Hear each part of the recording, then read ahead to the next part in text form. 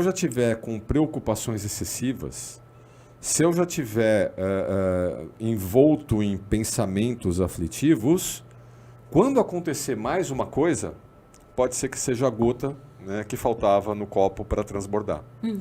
Então, o primeiro passo para a gente desenvolver resiliência é uma atenção contínua para a gente fazer o esvaziamento, né, dessas aflições que ocupam a nossa mente e a gente fica ruminando. Exato. Porque uma coisa é você ter batido o carro de manhã. Isso é ruim, vai dar uma dorzinha de cabeça. Outra coisa é você ter batido o carro de manhã e, além de ter batido o carro de manhã, você já estava preocupado, né, com a discussão que você teve no fulano no dia anterior, foi o que te fez com o problema que você teve com teu filho quando levou teu filho na escola, né, com a preocupação com aquele compromisso financeiro que você vai ter, sabe? Então você tem, e aí o que acontece? Quando você tem mais uma adversidade, nossa, você pode gerar um gatilho emocional e você pode fazer uma besteira muito grande, porque é a gota d'água. Então a gente precisa aprender a fazer o download, a gente precisa aprender a fazer o esvaziamento. Esse é o princípio do estresse, né, Mal? O que é o estresse? Não estou falando de estresse como a gente estudava antigamente, né? O estresse positivo de dar 2 voltas na quadra. Não estou falando desse estresse. Estou falando do estresse que vem a ser o esgotamento dos teus recursos para lidar com a realidade. E o que tem lá no livro do Sêneca? Eu vou buscar 2 caras para falar, então, de resiliência e de como a gente faz Mas conta aquela historinha do Sêneca. Tu gostou, Eu gostei da historinha do Sêneca. Eu acho que o pessoal vai gostar também. Esse livro do Sêneca, ele é no limite entre o soco no rim, tá? E um alento, porque ele fala muito de morte nesse livro, mas como manejo de aprender a viver, ó. Ele traz o princípio do estoicismo na veia, no fígado, tá? E tem isso aqui é uma coletânea de cartas para Lucídio, né? Então o Sêneca, ele era um senador romano e ele fazia muitas dessas cartas ao amigo Lucídio. E ele tem uma das cartas que vem a ser sobre a velhice. E eu achei fantástico. Talvez porque a gente tá ficando velho. Então ele começa a carta reclamando que ele tá se percebendo velho, né? Que ele foi para casa dele para visitar e ele começou a não reconhecer as pessoas. Ele achou que ele estava cuidando de um mendigo e, na verdade, era um cara que já vivia ali, que estava tão velho que ele disse que já estava perdendo todos os dentes, né? Então ele começa reclamando um pouco da vida. Aí depois ele chega e diz o seguinte, isso que eu só tentar achar aqui, que eu acabei não marcando, ó, e o Mar me pegou de... Desprecavida, mas eu vou chegar nele aqui. Então, o que eu acho muito interessante é que o Sêneca, ele traz uma coisa que os antigos, que os judeus também fazem, né? Que é considerar cada dia da nossa vida como uma vida inteira, né? E que, portanto, você começa o dia, você começa o dia agradecendo que você tem mais um dia de vida. E você finaliza o dia se dando conta, vivi, né? Vivi. Então, é muito bacana a forma como ele diz isso. Olha só. Então, vamos lá. Será que eu peguei a carta errada? Eu falei das queixas dele, da velhice. Não, ó, tá vendo, ó? Tá, mas vamos lá. Tu lembra de cabeça? Não, eu me lembro de cabeça. Tá. Então, aí, ele diz exatamente isso. Que a gente deveria começar o nosso dia pensando que tudo que vai acontecer numa vida pode acontecer neste dia. E que ao final deste dia, a gente pode contemplar o estar vivo. Outra coisa que ele comenta é que ao passado, tudo que aconteceu no passado já pertence à morte. E que não faz sentido a gente pensar que ao estar velho, estamos nos aproximando da morte. Porque, na verdade, a gente pode morrer qualquer dia. E sendo jovem ou sendo velho. Ou seja... Então, todo dia de vida é um dia a mais. Viva um dia de cada vez. Esse é o velho ditado, né, que o vovô e a vovó já falavam. Por quê? O que acontece? A nossa mente, né, ela é tão hábil em nos trazer preocupações, né, o nosso jeito de se antecipar, tentando, né, uma ilusão de controle e nos anteciparmos aos problemas que ainda virão. Então, o que a gente é capaz de fazer? A gente é capaz de começar o dia trazendo para o início desse dia todas as preocupações que a gente já consegue antever pela frente. Isso aí. para as quais a gente não tem o menor controle, né, do que vai ou não vai acontecer, e a gente nem sabe, né, qual é a caixinha de surpresa que vai ser aberta hoje, que novo elemento vai ser apresentado na nossa vida que a gente nem pensava. Só que aí o que acontece? Como a gente está tão envolto em preocupações sobre coisas que poderão acontecer e poderão dar errado, a gente acaba, aos poucos, esgotando a nossa capacidade de resposta. A gente vai minando a nossa capacidade de prover uma resposta resiliente. E é pior, a nossa mente não apenas ela antecipa problemas, como tem problemas que ficaram lá atrás que a gente não consegue parar de roer. Uhum. Inclusive, a gente fica ruminando, né? Se você, não vou definir aqui, mas procura no dicionário o que é um ser ruminante, né? A coisa não desce, a coisa fica voltando e voltando, e você... Então, você fica ruminando coisas do passado. Que é o ressentir, né? É um ressentimento. Eu sinto mais uma vez, eu trago para mim e volto a sentir. E aí, pô, se você fica ruminando coisas do passado e preocupado com coisas do futuro que nem aconteceu ainda, eu nem sei como é que vai acontecer, e pelo teu bias você pode ficar fazendo as projeções que a coisa vai dar da pior forma possível, pronto, quando acontecer alguma coisa de fato que requer a tua atenção e uma resposta inteligente, você pode não conseguir prover essa resposta e acabar se enrolando. Tu tá tocando num ponto muito importante, Mar. Boa parte do nosso desgaste emocional vem a ser a gente ficar antecipando coisas que podem dar errado. A gente tentar criar mecanismos de controle sobre coisas que não efetivamente podemos controlar. E a nossa mente, ela adora fazer isso. E aqui que a mente emocional e a mente cognitiva se separam. O nosso cérebro, ele é uma maquininha de tentar solucionar coisas.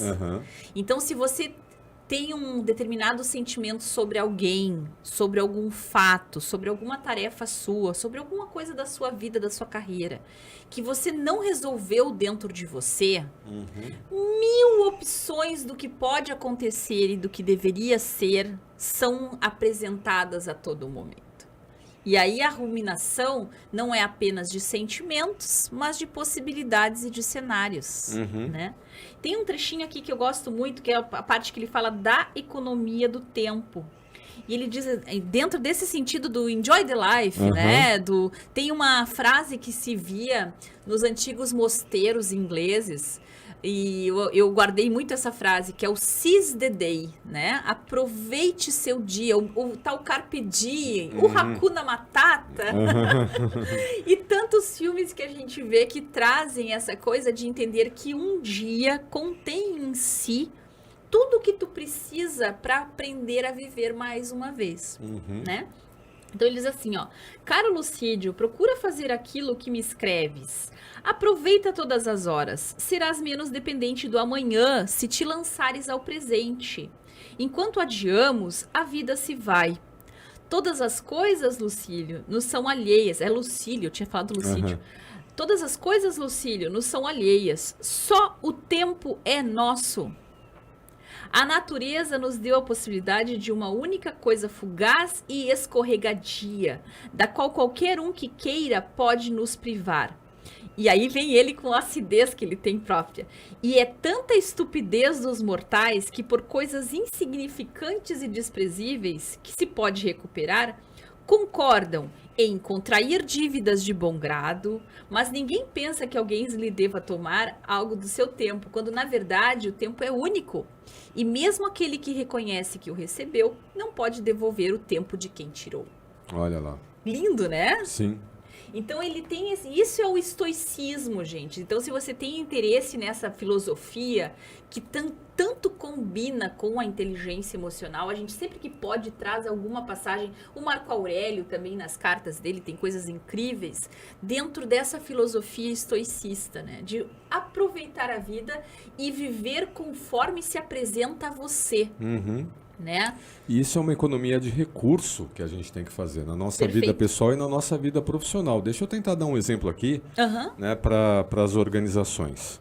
E tu é testemunha, né, porque tu estava lá comigo. Certa feita a gente estava fazendo um processo de apoio à gestão de uma organização e é comum as empresas usarem práticas de planejamento estratégico. O que é o planejamento estratégico? Eu tento hoje prever, né, como é que o mercado vai se comportar no futuro, como é que os concorrentes vão estar atuando no futuro e o que eu preciso fazer hoje para minha organização assumir, né, uma posição competitiva. Só que dependendo da sua posição atual da organização, todas essas listas de o que eu preciso fazer, né, a gente chama de gaps ou lacunas, elas estão associadas a fraquezas competitivas da organização. Ou seja, tudo o que eu preciso fazer é alguma coisa que ou eu não estou fazendo bem hoje, ou se eu não fizer bem, lá na frente eu estou fora do jogo. O meu concorrente vai passar a perna em mim. Ou seja, uma sessão de planejamento estratégico, uma abordagem de planejamento estratégico, a chance de ser assim uma sopa, um caldo de riscos, problemas, né, deficiências, lacunas, ameaças, né, é muito grande. Nessa determinada organização, eles usavam, né, uma ferramenta lá que é mapa estratégico. Então você coloca no mapa todos os objetivos ou todos os problemas que precisam ser endereçados.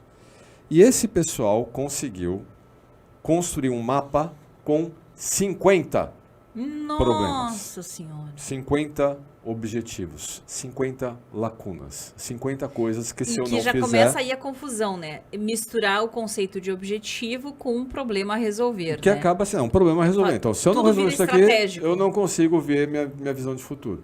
Só que não para aí, porque cada um desses problemas, ele era desdobrado em fatores críticos. Olha, para eu resolver isso daqui, tem isso que eu preciso fazer. Que tem desespero. isso que eu A preciso gente fazer. tinha essa mania no início dos anos 2000, né? A gente ficava... Até hoje. A gente ficava dissecando Até as hoje. coisas. É uma até forma de você organizar Ah. os problemas. Aí imagina você chegar numa lista final de 200 a 250 coisas Nossa. que uma empresa precisa fazer, né, para ela continuar viva e competitiva no mercado. Mas cada uma dessas 250 coisas era enorme. Se você juntasse tempo e dinheiro para resolver Só faz esses... isso. Só Esquece faz o negócio. isso. Esquece o negócio. Esquece, e vai demorar 10 anos para você conseguir fazer.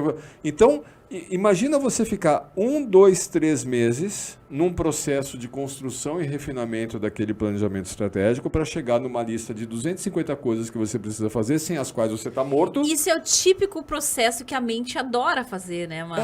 E aí o que a gente acontece? fica criando as agora listas. vai lá e faz. Eu vou lá fazer, eu vou ter que, desses 250 problemas, como é que eu vou fazer? Eu vou jogar para cima, né? Quem sabe uma forma de sorteio do que é possível fazer, porque dessas 250 coisas tem um monte de coisa que não vai ser possível endereçar agora, mas aquilo que eu finalmente falar, tá, vou fazer isso daqui, eu já vou derrotado. Tá, mas e daí puxa isso para nós, para saúde emocional. Por que Exatamente o que a gente está falando. Escuta, um dia de cada vez, o que eu posso fazer hoje? Legal. O que eu posso fazer? O que é possível fazer hoje? E a gente tem essa mania de abraçar tudo. É que nem essas listas do final do ano, né? Que o pessoal tá lá passando o ano novo, pulando as ondinhas na praia, e o cara, de alguma forma, no dia anterior, no dia seguinte, coloca uma lista de tudo o que ele precisa fazer. Mas tudo o que ele precisa fazer é tudo que tá errado com a vida dele. Eu preciso emagrecer. Por quê? Porque eu tô gordo, feito um porco, né? Eu preciso ler mais. Por quê? Porque você só vive na rede social e você não consegue ter um diálogo interessante, né, com alguém. Eu preciso aprender uma língua, porque até agora você não sabe uma língua estrangeira e você tá com medo de perder o seu emprego porque você não domina o inglês. Percebe? Aí o camarada coloca lá uma lista de 10 coisas, 20 coisas virtuosas que ele vai fazendo ao longo do ano. Em vez daquilo motivá-lo ou desmotiva, porque ele olha para um espelho e fala, nossa... O tamanho daquilo e o gasto que ele vai ter. ter. Se tudo der certo, lá em 15 de janeiro ele já esqueceu a lista. E ele vai só revisitar a lista no ano que vem, que continua a mesma. Né? Geralmente é enriquecer e emagrecer. Sabe? Então calma. Um dia de cada vez. O que é possível fazer E hoje? será Vai lá e amado, faz. Né?